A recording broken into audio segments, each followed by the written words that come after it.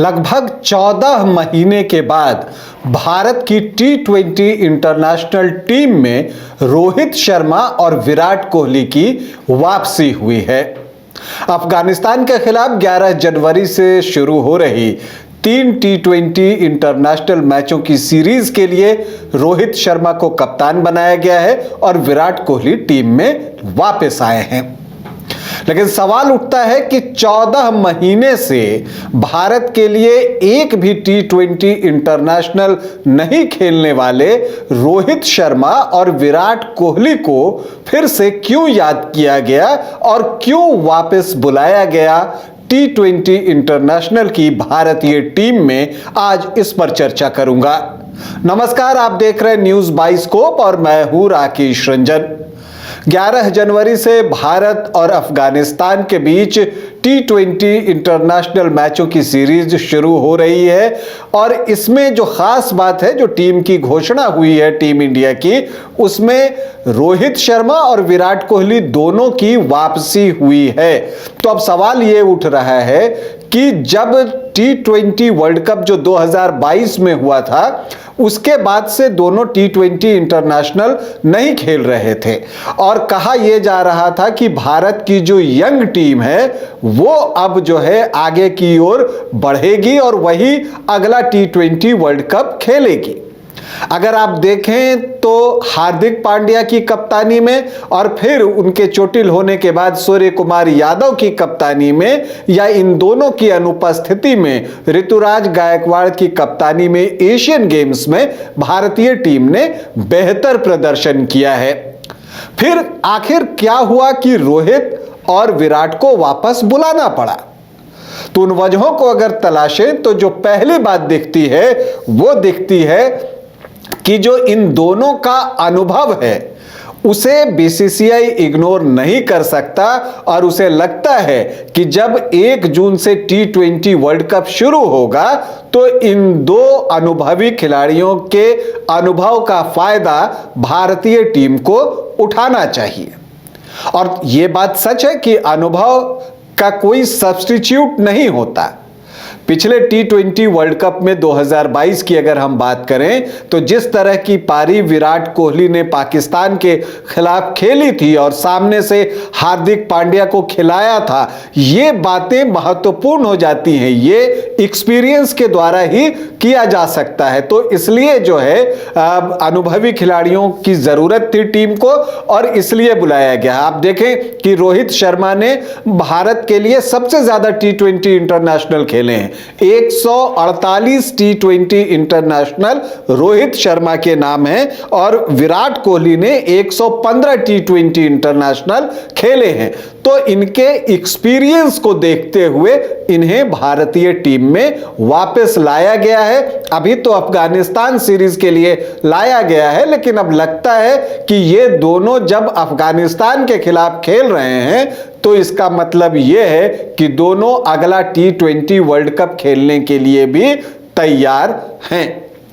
दूसरी वजह अगर हम देखें तो देखेंगे कि दोनों ही खिलाड़ी जो है प्रचंड फॉर्म में चल रहे हैं। दोनों ने जबरदस्त फॉर्म दिखाया है। जो अभी विश्व कप वनडे का खत्म हुआ था उसमें विराट कोहली ने, फिर जो दक्षिण अफ्रीका के खिलाफ 2 टेस्ट मैचों की सीरीज हुई उसमें अच्छी बल्लेबाजी की।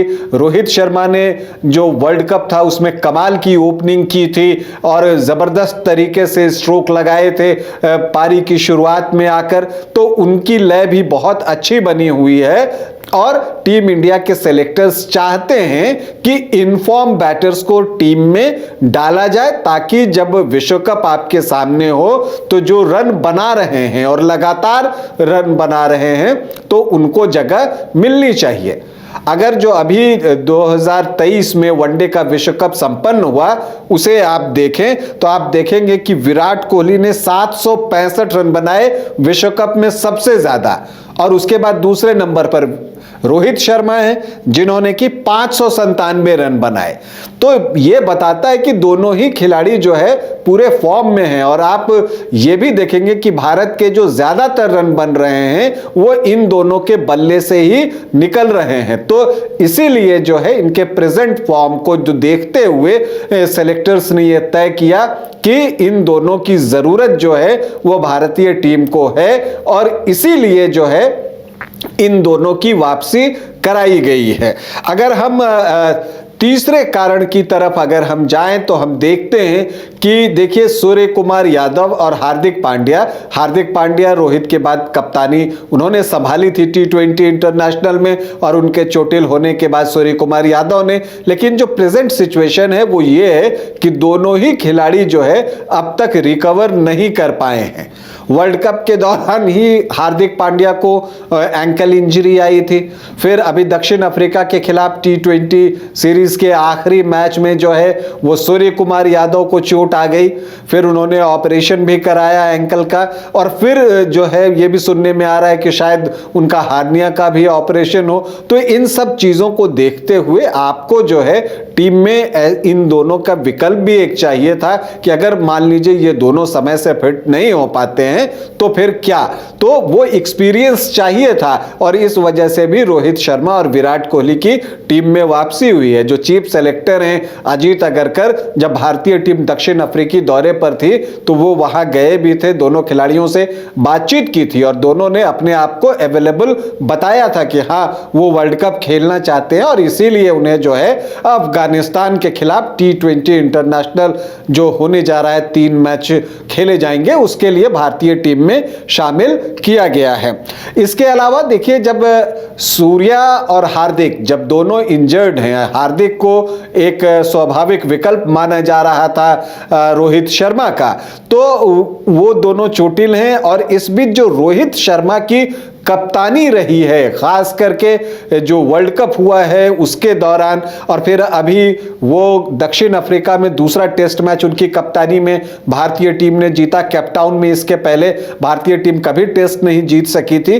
तो इन सब को देखते हुए रोहित जो है कप्तान से बढ़कर अब एक लीडर के तौर पर उभर कर सामने आए हैं, और इसलिए जो सेलेक्टर्स है वो चाहते हैं कि रोहित की कप्तानी का फायदा उठाया जाए।